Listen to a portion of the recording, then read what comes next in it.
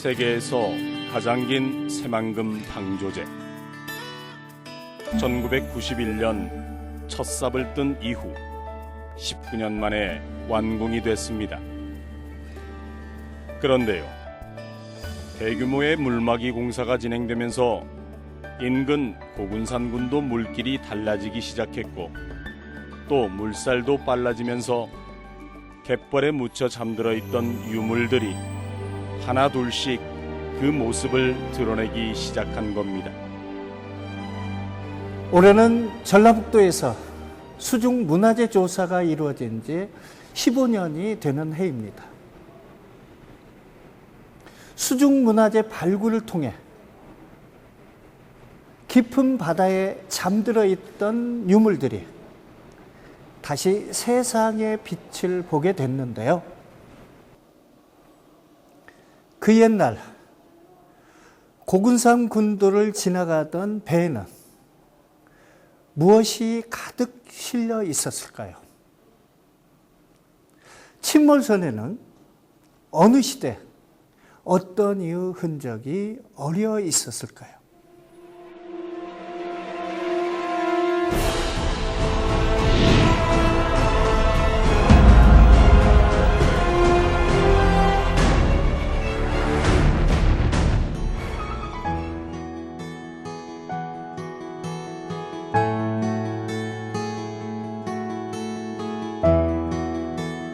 바다 위를 시원스레 내달리는 여객선이 지나는 이곳은 12개의 유인도와 50여 개의 무인도가 모여있는 고군산 군도입니다.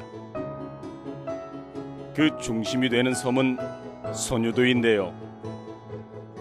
군산에서 50km가량 떨어진 이곳은 새만금 방조제 공사를 하면서 육지화가 진행되고 있습니다. 이 고군산 군도 일대에선 모두 3차례의 해저 발굴이 이루어졌는데요. 그 유물들이 한자리에 모였습니다.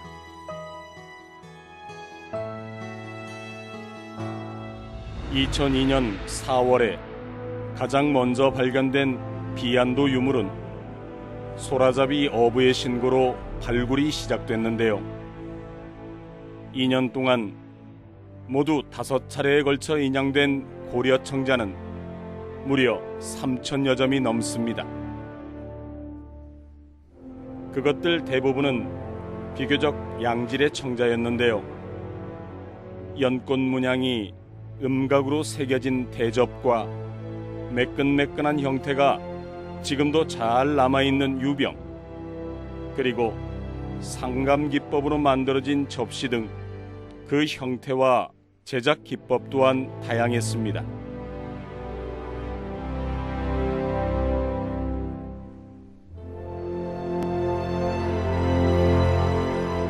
비안도 청자에서 나타나는 문양은 굉장히 다양한데요. 기법도 다양하고 또 음각이라든가 압출 양각, 상감 기법까지 다양한 형태로 나타납니다. 양인각이라는 거는 도범을 가지고 문양이 있는 도범으로 그 그릇에 문양을 찍어서 만드는 특징이 있고요. 그래서 대량으로 생산이 가능했다는 그런 의미이기도 합니다. 그리고 상감 기법은 또 그 도공이 그 문양을 새겨서 그 안에 또 흙을 입혀서 제작하는 기법이기 때문에 좀 더 도공의 어떤 정성이 더 많이 들어가는 어떤 기법의 변화라고도 할 수 있습니다. 비안도 인근에서 발굴된 고려 청자들은 지금으로부터 800여 년 전인 12세기 후반에서 13세기 초반에 만들어진 것으로 추정이 되는데요. 그 가운데 유독 눈에 띄는 것이 바로 이 앵무새 문양이 음각으로 새겨진 접시들입니다. 특히 그 가운데 앵무무늬가 특징적인데요. 청자 접시라든가 대접의 내부면에 두 조의 어떤 앵무무늬가 양면에 그런 대칭을 이루고 있는 게 특징입니다. 앵무새 무늬는 중국의 어떤 도자기 문양에서 영향을 받는 게 가장 큰 특징이기도 하지만 이거는 중국과 고려 그리고 서양과의 어떤 교류의 흔적의 어떤 문양의 양상이 아닐까라는 의견입니다.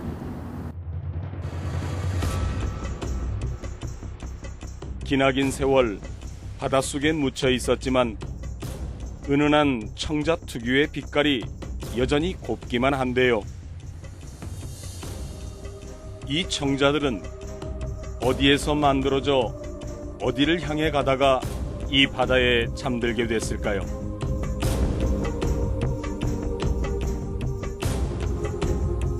비안도에서 나타나는 그 청자는 그 청자의 제작 기법이라든가 아니면 문양이라든가 그런 걸 전체적으로 봤을 때 부안에 있는 부안 유천리 일단 가마터에서 생산을 해가지고 아마 일단 개경 수요지인 일단 개경으로 올라가다가 이제 비안도 근처에서 이제 침몰된 걸로 알려지고 있는데요.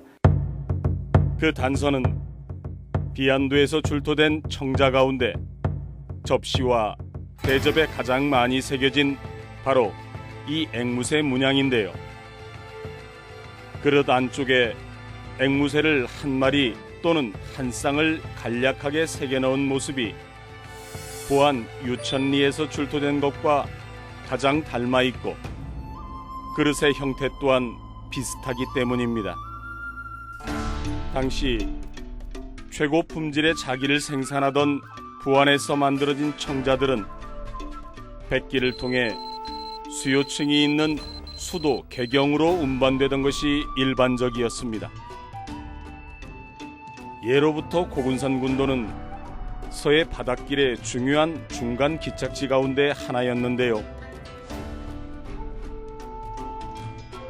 고려시대 송나라 사신 서긍이 명주를 출발해 백길로 개경을 방문하고 돌아가는 여정을 담은 선화봉사 고려도경에도 고군산 군도의 모습이 잘 남아 있습니다.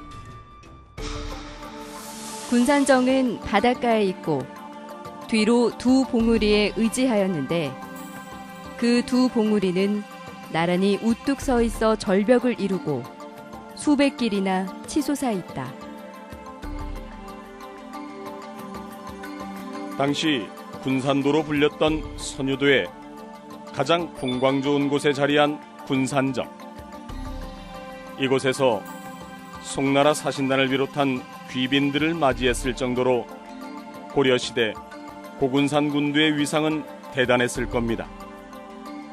거기에 수많은 크고 작은 배들이 풍랑을 피해 머물 수 있는 천혜의 환경까지 갖춰 해상교통의 요지로 불렸겠지요. 남쪽에서 올라오거나 북쪽에서 내려오던 배들이 그 고군산 군도에서 많은 배들이 이제 정박을 하고 그 다음에 피항이라고 해서 날씨가 안 좋았을 때는 그쪽에 이제 피항을 하게 되는데요. 아무래도 이제 날씨가 좋지 않으면 아무리 좋은 항구라고 하더라도 배들의 난파가 있게 됩니다. 따라서 이 고군산 군도에는 많은 배들이 정박을 하게 되고 거기에 따라서 이제 많은 배들이 또 침몰을 하게 되는 그런 해역인 거죠. 고군산 군도를 기점으로 왼쪽 상단에 자리한 12동파도.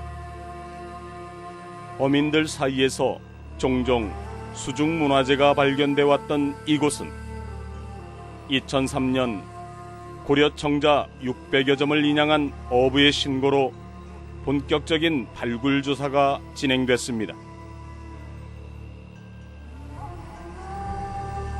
12동파도 자체가 연해로부터 꽤 많이 떨어져 있는 섬입니다. 한 30km 이상 지금 떨어져 있는 섬인데요. 아마도 본 항로는 12동파도 항로가 아니었을 가능성도 있어요. 왜냐하면 외해로 너무 돌아가는 그런 백길이었기 때문에 아마도 그 어떤 그 풍랑에 이렇게 배가 어떤 항로를 좀 이탈하다가 12동파도 쪽으로 피항을 하려고 하다가 아마 난파됐을 가능성이 굉장히 좀 있는 해역인데요. 완도선과 더불어서 두 번째로 발견된 우리나라 이제 도자기 운반선이었거든요. 유물도 거의 9천여 점 정도가 출토되었고 12개의 섬이 조류를 막아주기 때문에 물살의 흐름이 느린 12동파도가 품고 있었던 9천여 점의 청자. 이 안에는 당시 바다를 통해 삶을 꾸려가던 이들의 소박한 꿈이 어려 있는 듯합니다.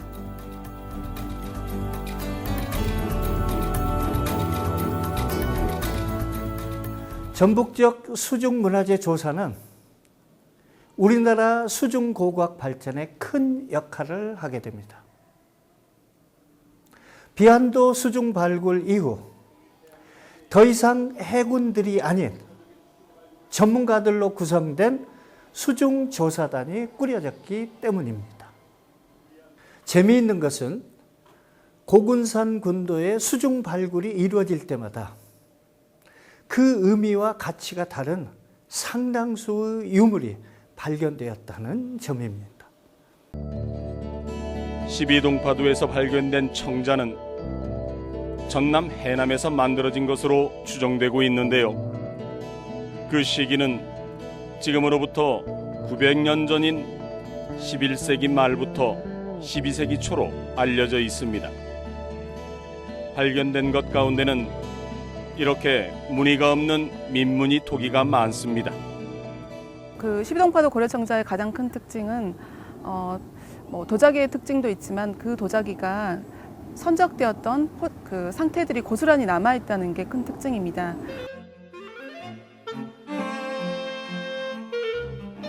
보시는 이 나무 막대들은 12동파도 발굴 현장에서 나온 겁니다. 그 쓰임새는 이렇게 그릇들을 묶어서 운반하기 위한 쇠기였습니다. 청자를 선적할 때 어떻게 묶어서 이제 선적을 하고 이동하는 그런 걸 알 수가 있었는데요.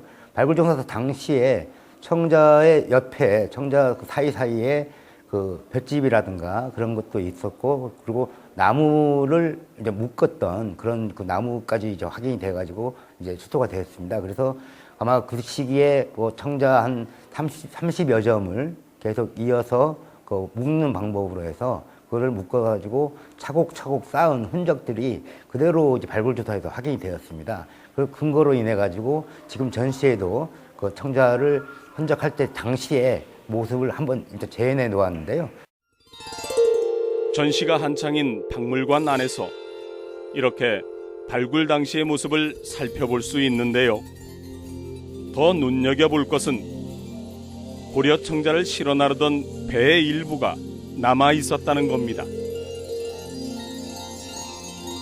거기에 배를 정박할 때 사용했던 직사각형 모양의 닷돌과 밧줄까지 발견돼 학계를 놀라게 했습니다.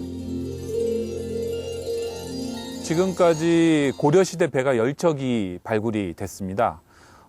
그런데 그중에서 12동파도선이 가장 이른 시기의 배입니다. 그래서 선박의 구조라든지 그런 것들도 고려시대 선박 중에서는 가장 이른 시기에 구조를 하고 있어서 우리나라에서는 이제 고려시대가 가장 활발한 그 해상 활동이 있었던 그런 시대이거든요. 그런 측면에서 12동파도선은 고려시대 선박사를 규명하는 데 있어서 첫 번째로 이렇게 치는 배였고요. 아까 말씀드렸다시피 그 수중 시야가 굉장히 좋아서 도자기들이 어떤 식으로 적재돼 있고 유물들이 어떤 식으로 배치되어 있는지를 처음으로 확인할 수 있었던 배였어요. 그 이전에 완도선이나 신안선에서는 수중에서 전혀 보이지 않기 때문에 그 수중 촬영한 영상 자체가 거의 남아있지 않습니다. 그런 측면에서 12동파도선은 굉장히 이제 중요한 선박이었다고 볼 수가 있는 거죠. 그리고 수중 발굴로 확인된 선체의 중간 부분에서 뱃사람들의 생활상을 짐작케 하는 물건들이 나왔는데요. 배에서 발견된 조리도구들을 통해 선상에서 불을 피우고 음식을 만들어 먹었던 모습들을 그려볼 수 있게 된 거지요.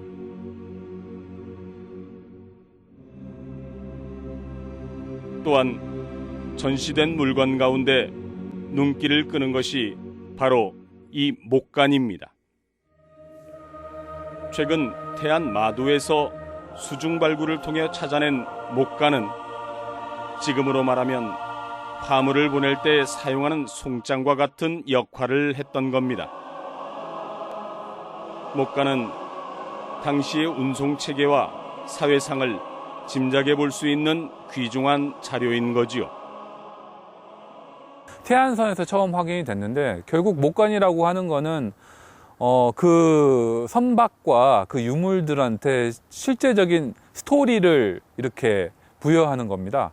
이 화물들이 고려시대 당시에 지금으로부터 700년 전에 어떤 사람한테 가던 거고 어떤 화물이었고 어디로 가는 거였고 그런 것들을 그 글이라는 목간의 글을 통해서 보여주는 거기 때문에 역사의 빈 페이지를 아주 진짜 흥미진진하게 채워줄 수 있는 그런 그 아주 중요한 유물인 거죠.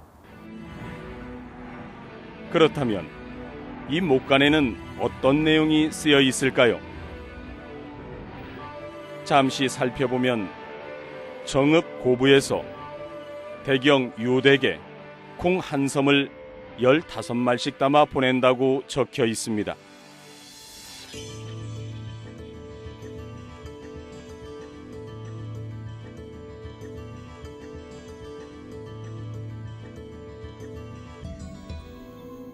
새만금 방조제가 완공돼 지금은 육지와 맞닿게 된 야미도. 이곳은 지난 2006년부터 4년에 걸쳐 수중 발굴이 이루어졌는데요. 그 도화선이 된 것은 불법 인양한 청자를 팔려던 도굴범이 잡히면서부터입니다.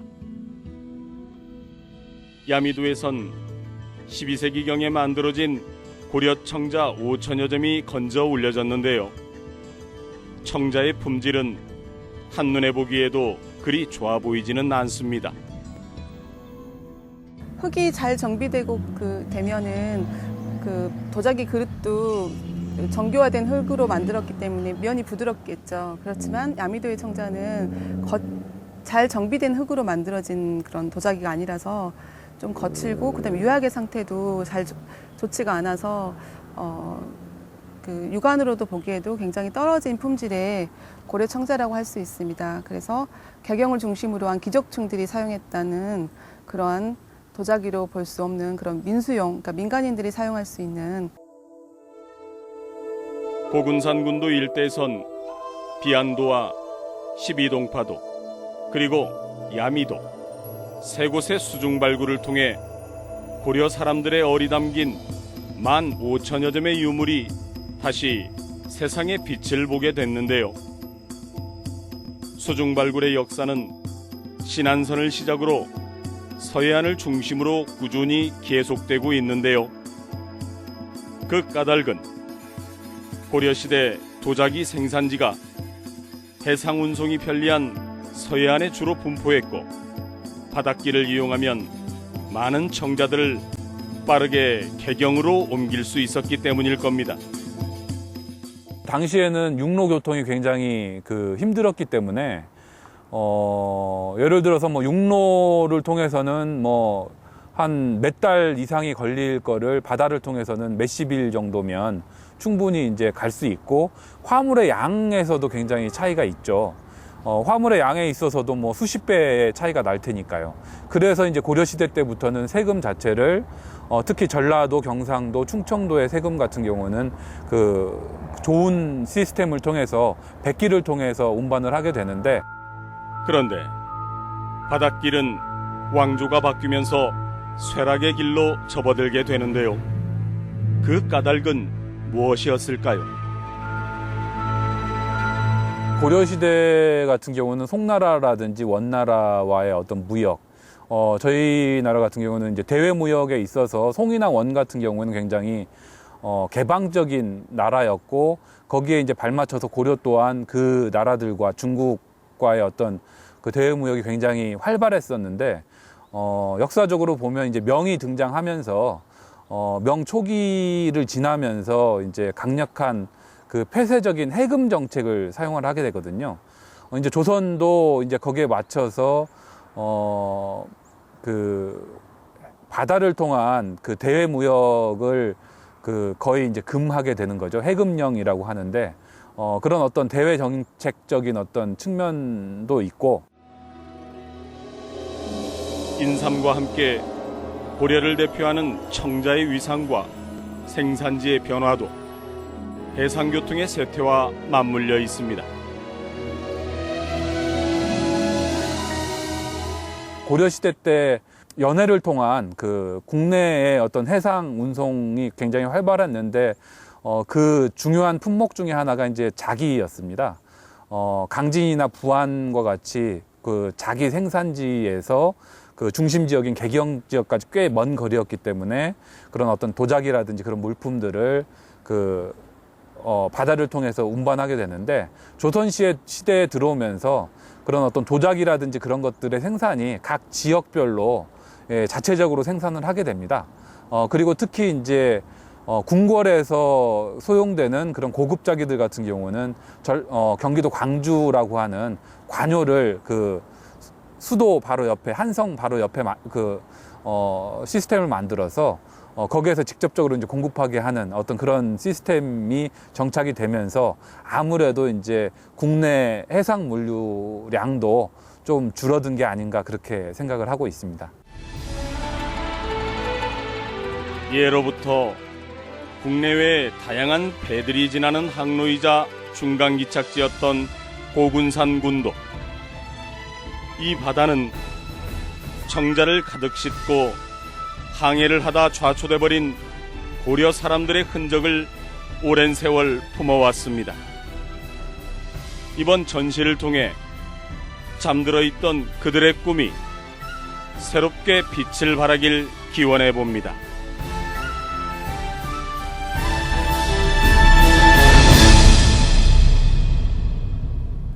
900년 동안 바다가 품고 있었던 유물들을 직접 만나볼 수 있는 국립전주박물관 특별전은 9월 24일까지 진행이 됩니다. 이 전시를 통해 전북 지역 수중문화재 발굴의 역사와 보물섬 고군산 군도의 가치를 새롭게 느껴보시기 바랍니다. 삼면이 바다로 둘러싸여 있기 때문에 선사시대부터 현대에 이르기까지 굉장히 많은 배들이 침몰을 하게 됩니다. 그 침몰된 배를 발견을 해서 조사를 하고 그 다음에 거기에서 나온 유물들을 연구하고 복원하는 그런 학문이 수중고고학입니다.